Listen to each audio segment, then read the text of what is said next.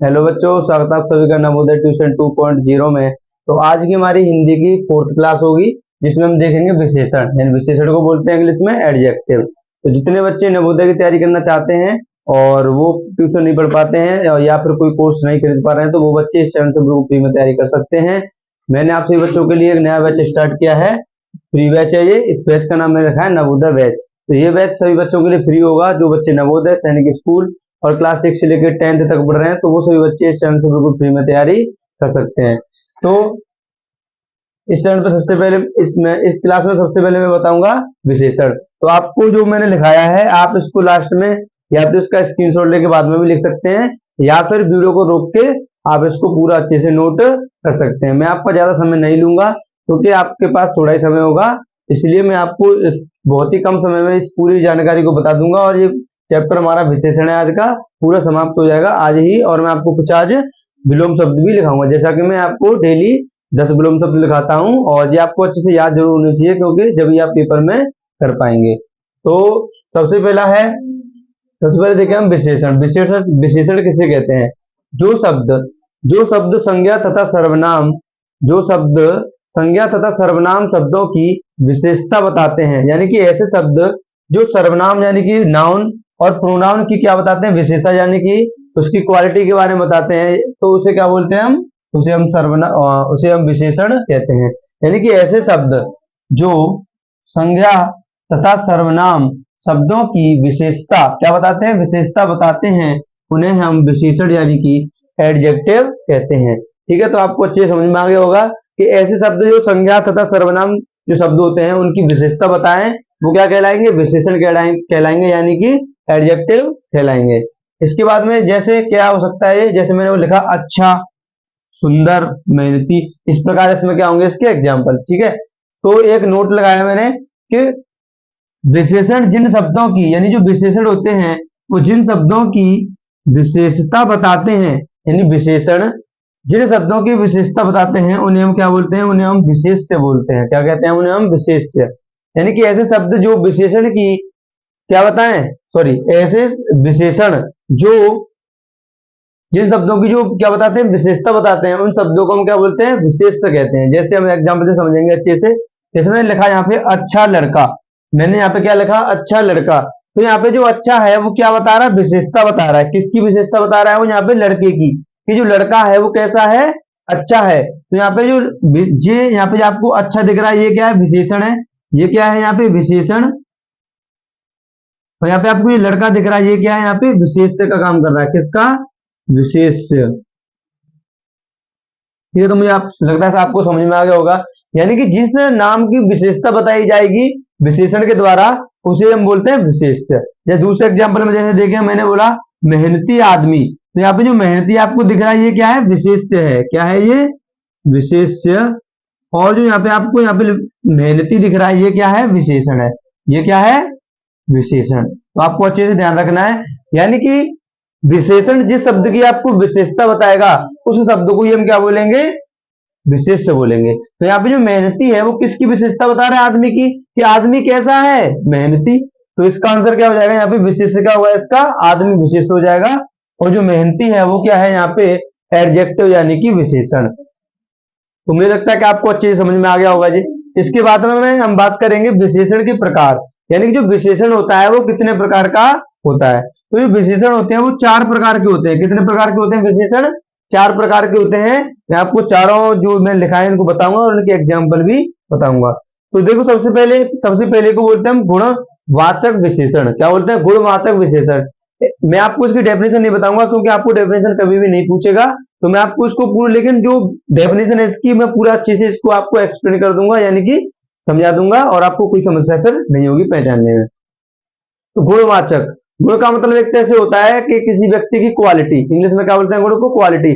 यानी कि हम ऐसे विशेषण जो क्या बताएं? किसी का गुण, दोष, अच्छा बुरा के बारे में बताएं, यानी कि उसकी विशेषता बताएं, एक तरह से उसकी क्या बताएं? उसके गुण के बारे में बताएं। गुण यानी कि वो कैसा है, अच्छा है कि बुरा है, कि उसके बाद में इसके गुणवाचक में क्या आएगा? यानी कि उसकी विशेषता बताई जाएगी कि वो अच्छा है कि बुरा। तो अब इसके एग्जाम्पल क्या होंगे? जैसे मैंने लिखा अच्छा, मैंने लिखा लाल। लाल से सोच रहे हो लाल कैसे? तो लाल ऐसे, जैसे मैंने बोला कि लाल कलर, मैंने बोला कलर, मैंने कि ये बोला कि यह दीवार लाल है, तो यहाँ में क्या है, उसकी विशेषता बताई जा रही है, यानी कि उसका दीवार का क्या बताया जा रहा है, गुण बताया जा रहा है कि जो दीवार है वो कैसी है, लाल है। तो इस प्रकार यहाँ पे लाल, अच्छा, इस प्रकार इसमें एग्जाम्पल है इसके। इसके बाद दूसरा मैंने लिखा संख्या वाचक विशेषण। दूसरा क्या है, संख्या वाचक विशेषण।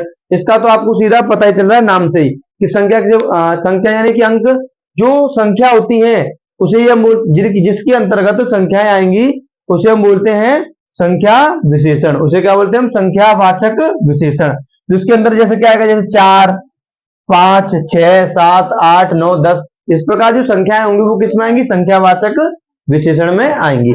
इसके बाद जो हमारा तीसरा है, तीसरे वाले को बोलते हैं परिणामवाचक विशेषण। तीसरे वाले को क्या बोलते हैं, परिणामवाचक विशेषण। परिणाम का मतलब क्या होता है, एक ऐसा विशेषण जो नाप तोल के लिए प्रयोग किया जाए। किसके लिए, नाप तोल के लिए प्रयोग किया जाए, कोई चीज कम ज्यादा बताने के लिए प्रयोग किया जाए, तो उसे हम बोलते हैं परिणाम। इससे क्या निकलता है, परिणाम निकलता है, यानी कि कोई चीज को हम तोलेंगे तो उसका रेट निकलेगा ये कितनी है और कितनी नहीं है।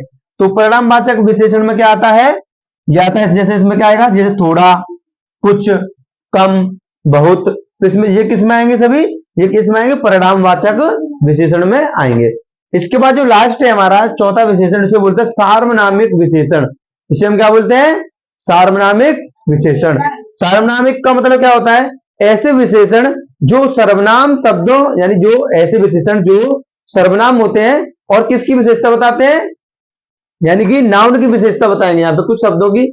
ऐसे विशेषण जो सर्वनाम होकर किसकी विशेषता बताते हैं, किसी शब्द की विशेषता बताते हैं, उन्हें हम बोलते हैं सार्वनामिक विशेषण। ठीक है, तो ये शब्दों की विशेषता बताएंगे और ये क्या होते हैं, ये सर्वनाम होते हैं।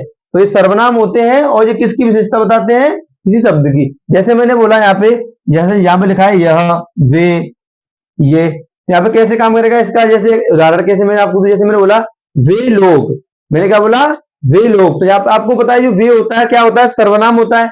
वे क्या होता है, यहाँ पे वे को बोलते हैं दे इंग्लिश में, तो वे होता है सर्वनाम, यानी कि प्रोनाउन होता है। मैंने आपको कल बताया था, कल वाली क्लास में, तो वे सर्वनाम होता है। लेकिन यहाँ पे ये किसके आगे काम, किसी नाउन के आगे काम कर रहा है, किसके आगे, किसी नाउन के, यानी किसी शब्द की क्या बता रहा है आपको, विशेषता बता रहा है कि वे लोग, यानी कि एक तरह से इशारा कर रहा है कि वे लोग, उन व्यक्तियों के बारे में बात कर रहा है। तो यहाँ पे जो वे है किसका काम करेगा, यहाँ पे विशेषण का काम करेगा, यानी कि सार्वनामिक विशेषण का कार्य करेगा। जैसे मैंने बोला यह शेर बहुत खतरनाक है, यह शेर बहुत खतरनाक है, यहाँ पे जो यह है वो किसका काम कर रहा है, यहाँ पे यह, यहाँ पे प्रोनाउन का काम नहीं करेगा, किसका काम करेगा यहाँ पे यह, यानी कि अगर जो विशेषण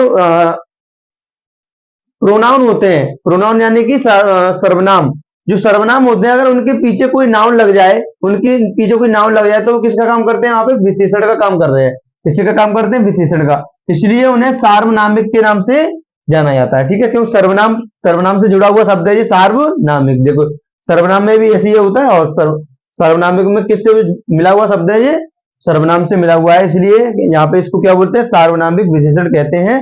और इसके अंतर्गत क्या आता है, यह, वे, ये, वह, इस प्रकार इसमें शब्द आएंगे।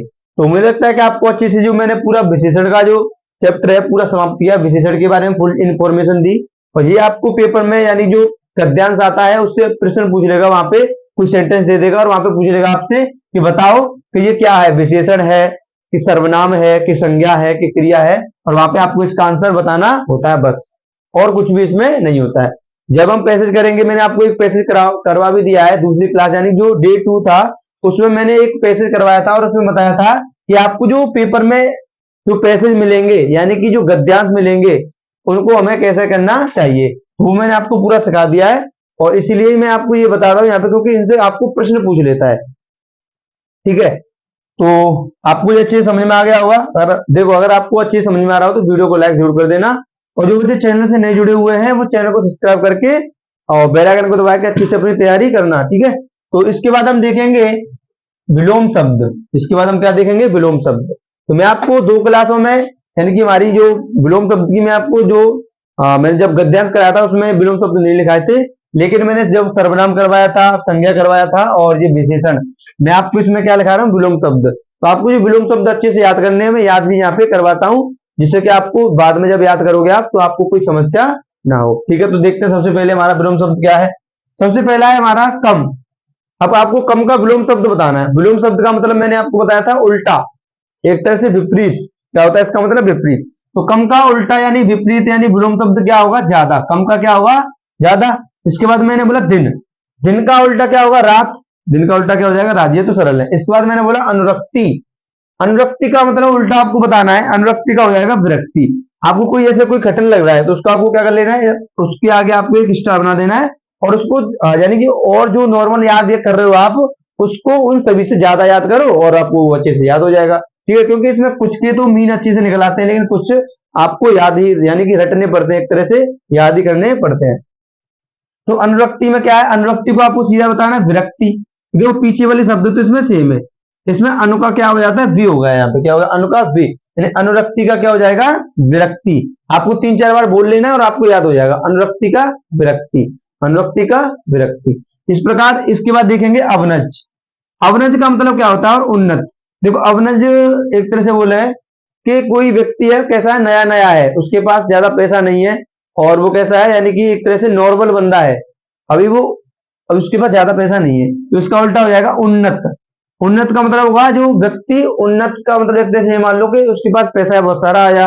आप इस प्रकार ट्रिक के जरिए आप याद कर सकते हो। ठीक है, तो अवनज का क्या हो जाएगा? उन्नत हो जाएगा। अवनज का क्या होगा? उन्नत। इसके बाद में लिखा अगला अगम। अगम का क्या होगा? सुगम। अगम का क्या हो जाएगा? सुगम। अगम सुगम, अगम सुगम, अगम सुगम, ऐसे आपको याद कर लेना है। और आपको आपको क्या करना है? देखो मैं याद करने का तरीका बताऊंगा आपको कैसे याद करने हैं।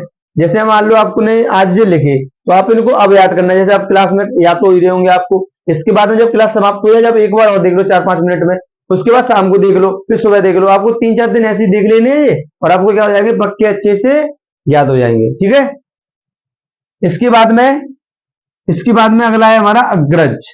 अग्रज का बोल सकते हैं आगे का। अग्रज का मतलब कोई चीज कैसी? आगे की। ठीक है, और अनुज का मतलब क्या होता है? पीछे। एक तरह से ये मान लो जैसे कि मैं ये मेरे पास 2 मार्कर है, ठीक है, तो ये क्या है? आगे है तो इसे बोले हम अग्रज। ये आगे है इसे क्या बोलेंगे? अग्रज।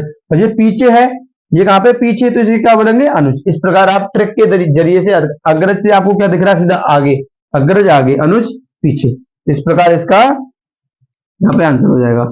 इसके बाद अगला मैंने लिखा अनुयायी। ये तो आपको मैं समझाऊंगा अच्छे से। देखो अनुयायी का मतलब क्या होता है? अनुयायी को बोलते हैं इंग्लिश में फॉलोअर। आपने देखा होगा यूट्यूब पर, आप फेसबुक इंस्टाग्राम वगैरह पे आपके क्या होते हैं? फॉलोअर होते हैं। तो फॉलोअर जो होते हैं, कोई बहुत नहीं जानते होंगे फॉलोअर को हिंदी में क्या बोलते हैं। तो फॉलोअर को हिंदी में बोलते हैं अनुयायी। फॉलोअर का मतलब आपको पता है? फॉलोअर कौन होते हैं? फॉलोअर उन्हें बोलते हैं जो आपको क्या करते हैं? लाइक करते हैं, यानी कि आपको जो पसंद करते हैं। आपके जो कौन हुए? फॉलोअर। यानी कि जो आपकी बातें मानते हैं एक तरह से, वो कौन हुए? आपके फॉलोअर हुए, यानी कि अनुयायी। ठीक है, तो इसका उल्टा कौन होगा? उल्टा इसका क्या होगा? विरोधी। जो आपकी बात मानेगा, यानी कि आपके बातों में चलेगा, अच्छे से आपका कहना मानेगा, उसे बोलेंगे हम अनुयायी। वो आपका कैसा व्यक्ति है? आपका वो अनुयायी है।